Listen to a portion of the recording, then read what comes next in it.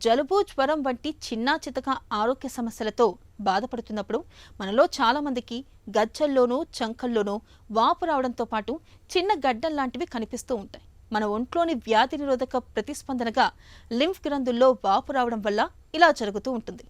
ఆరోగ్యం కుదుటపడగానే ఈ వాపులు కూడా తగ్గిపోతూ ఉంటాయి. అయితే కొంతమందిలో తరచుగా లింఫ్ గ్రంథుల్లో వాపు వస్తూ ఉంటుంది. అంతేకాదు, లింఫ్ గ్రంథుల్లో వాపు ఒక పట్టాన తగ్గకుండా ఉంటుంది. ఈ రకమైన పరిస్థితిని లింఫ్ ఎడినోపతిగా పిలుస్తారు డాక్టర్లు. లింఫ్ గ్రంథుల్లో వాపు గురించి ఇప్పుడు తెలుసుకుందాం. లింఫ్ నోడ్స్ స్వెల్లింగ్ అనేది చాలా కాజెస్ ఉంటాయండి. మోస్ట్ కామన్ ఏంటి అంటే ఇన్ఫెక్షన్ వల్ల వస్తుంది. ఒకసారి ఇన్ఫ్లమేషన్ అంటాం, అది తెలియపోవచ్చు ఎందుకు వచ్చింది అనేది. కొంతమందిలో క్యాన్సర్ వల్ల కూడా రావచ్చు, ట్యూబర్క్లోసిస్, సార్కోయిడోసిస్, రకరకాల కండిషన్స్ ఉన్నాయి. అందుకనే but most common is infection. ఆ ఇన్ఫెక్షన్స్ అనేది బ్యాక్టీరియల్ ఇన్ఫెక్షన్ అవ్వచ్చు, వైరల్ ఇన్ఫెక్షన్స్ అవ్వచ్చు, ఈ ఫంగల్ ఇన్ఫెక్షన్స్ అంటే it can be any infection అనమాట. అందులో చాలా రకాలు ఉంటాయి ఇన్ఫెక్షన్స్ అనేది.